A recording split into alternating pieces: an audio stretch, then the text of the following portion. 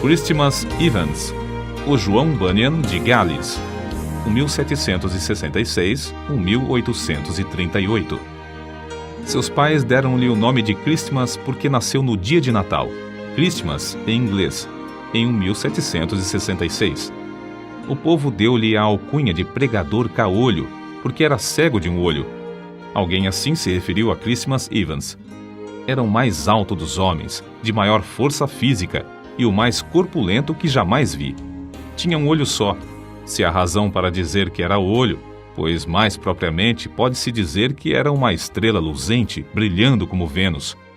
Foi chamado também o João Bunyan de Gales, porque era o pregador que, na história desse país, desfrutava mais do poder do Espírito Santo. Em todo lugar onde pregava, havia grande número de conversões.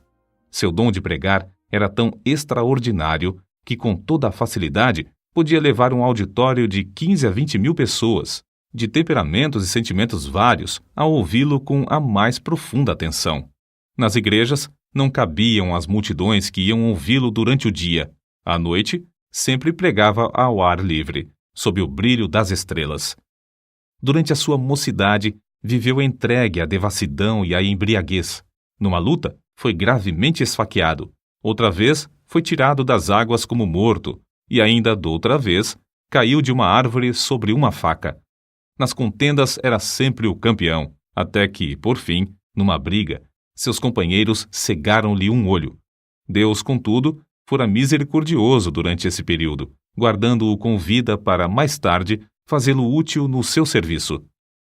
Com a idade de 17 anos, experimentou a graça da salvação. Aprendeu a ler e, não muito depois, foi chamado a pregar e separado para o ministério. Seus sermões eram secos e sem fruto até que, um dia, em viagem para Maintward, segurou seu cavalo e entrou na mata, onde derramou a sua alma em oração a Deus. Como Jacó em Peniel, de lá não saiu antes de receber a bênção divina. Depois daquele dia, reconheceu a grande responsabilidade de sua obra. Regozijava-se sempre em espírito de oração e surpreendeu-se grandemente com os frutos gloriosos que Deus começou a conceder-lhe. Antes dessas coisas acontecerem, possuía dons e corpo de gigante.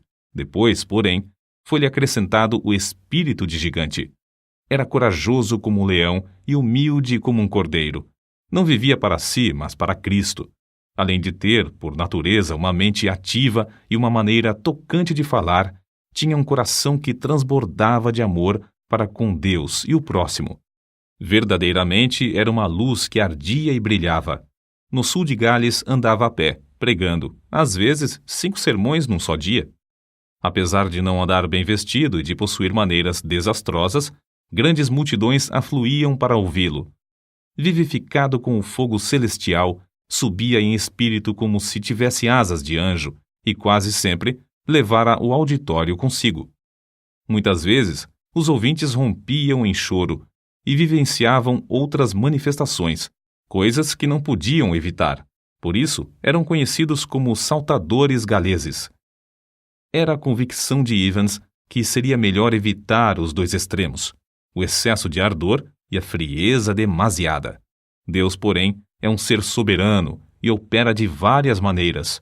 A alguns, ele atrai pelo amor, enquanto a outros, ele espanta com os trovões do Sinai, para acharem preciosa paz em Cristo. Os vacilantes, às vezes, são por Deus sacudidos sobre o abismo da angústia eterna, até clamarem pedindo misericórdia e acharem gozo indizível. O cálice desses transborda até que alguns, não compreendendo, perguntam: por que tanto excesso? Acerca da censura que faziam aos cultos, Evans escreveu: admiro-me de que o gênio mau, chamando-se o anjo da ordem, queira experimentar tornar tudo na adoração a Deus em coisa tão seca como o Monte Gilboa. Esses homens da ordem desejam que o orvalho caia e o sol brilhe sobre todas as suas flores, em todos os lugares, menos nos cultos ao Deus Todo-Poderoso. Nos teatros, nos bares e nas reuniões políticas, os homens comovem-se, entusiasmam-se e são tocados de fogo como qualquer saltador galês. Mas, segundo eles desejam, não deve haver coisa alguma que dê vida e entusiasmo à religião. Irmãos, meditai nisto. Tendes razão ou estáis errados? Conta-se que, em certo lugar, havia 3 pregadores para falar, sendo Evans o último. Era um dia de muito calor. Os primeiros 2 sermões foram muito longos, de forma que todos os ouvintes ficaram indiferentes e quase exaustos. Porém, depois de Evans haver pregado cerca de 15 minutos sobre a misericórdia de Deus, tal qual se vê na parábola do filho pródigo, centenas dos que estavam sentados na relva, repentinamente, ficaram em pé. Alguns choravam e outros oravam sob grande angústia. Foi impossível continuar o sermão. O povo continuou a chorar e orar durante o dia inteiro, e de noite até o amanhecer. Na ilha de Anglesey, porém, Evans teve de enfrentar certa doutrina chefiada por um orador eloquente e instruído. Na luta contra o erro dessa seita, começou a esfriar espiritualmente. Depois de alguns anos, não mais possuía o espírito de oração nem o gozo da vida cristã. Mas ele mesmo descreveu como buscou e recebeu de novo a unção do poder divino, que fez a sua alma abrasar-se ainda mais do que antes. Não podia continuar com o meu coração frio para com Cristo, sua expiação e a obra de seu Espírito. Não suportava o coração frio no púlpito, na oração particular e no estudo, especialmente quando me lembrava de que, durante 15 anos, o meu coração se abrasava como se eu andasse com Jesus no caminho de Emaús. Chegou o dia, por fim, que nunca mais esquecerei. Na estrada de Dowdley, senti-me obrigado a orar, apesar de ter o coração endurecido e carnal.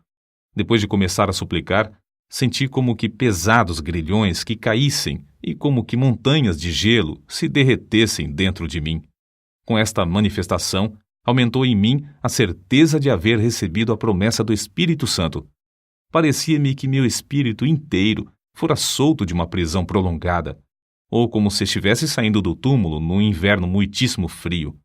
Correram-me abundantemente as lágrimas, e fui constrangido a clamar e pedir a Deus o gozo da sua salvação, e que ele visitasse de novo as igrejas de Anglesey, que estavam sob meus cuidados. Tudo entreguei nas mãos de Cristo. No culto seguinte, senti-me como que removido da região estéril e frígida de gelo espiritual para as terras agradáveis das promessas de Deus. Recomecei, então, os primeiros combates em oração, sentindo um forte anelo pela conversão de pecadores, tal como tinha sentido em Lane. Apoderei-me da promessa de Deus. O resultado foi que vi, ao voltar a casa, o Espírito operar nos irmãos de Anglesey, dando-lhes o espírito de oração com importunação. O grande avivamento vivido pelo pregador contagiou o povo em todos os lugares da ilha de Anglesey e em todo o Principado de Gales. A convicção de pecado, como grandes enchentes, passava sobre os auditórios. O poder do Espírito Santo operava até o povo chorar e dançar de alegria. Um dos que assistiram ao seu famoso sermão sobre o endemoniado gadareno conta que Evans retratou tão fielmente a cena do livramento do pobre endemoniado, a admiração do povo ao vê-lo liberto, o gozo da esposa e dos filhos quando voltou à casa, curado, que o auditório rompeu em grande riso e choro. Alguém assim se expressou. O lugar tornou-se um verdadeiro boquim de choro. Juízes, capítulo 2, versículos 1 ao 5. Outro ainda disse que o auditório ficou como os habitantes de uma cidade abalada por um terremoto, correndo por fora, prostrando-se em terra e clamando a Deus. Não semeava pouco, portanto colhia abundantemente. Ao ver a abundância da colheita, sentia seu zelo arder de novo, seu amor aumentar, e era levado a trabalhar ainda mais.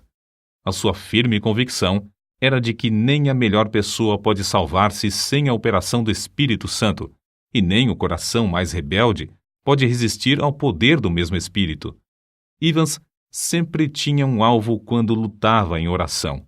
Firmava-se nas promessas de Deus, suplicando com a persistência de quem não pode desistir antes de receber. Dizia que a parte mais gloriosa do ministério do pregador era o fato de agradecer a Deus pela operação do Espírito Santo na conversão dos pecadores. Como vigia fiel, não podia pensar em dormir enquanto a cidade se incendiava. Humilhava-se perante Deus, agonizando pela salvação de pecadores, e de boa vontade gastou suas forças físicas e mentais na fala de seu último sermão, sob o poder de Deus, como de costume. Ao findar, disse: "Este é meu último sermão." Os irmãos entenderam que se referira ao último sermão naquele lugar. Caiu doente, porém, na mesma noite. Na hora da sua morte, 3 dias depois, dirigiu-se ao pastor, seu hospedeiro, com estas palavras: "O meu gozo e consolação é que, depois de me ocupar na obra do santuário durante 53 anos, nunca me faltou sangue na bacia. Prega Cristo ao povo." Então, depois de cantar um hino, disse: "Adeus, adeus." E faleceu. A morte de Christmas Evans foi um dos eventos mais solenes de toda a história do Principado de Gales. Houve choro e pranto no país inteiro.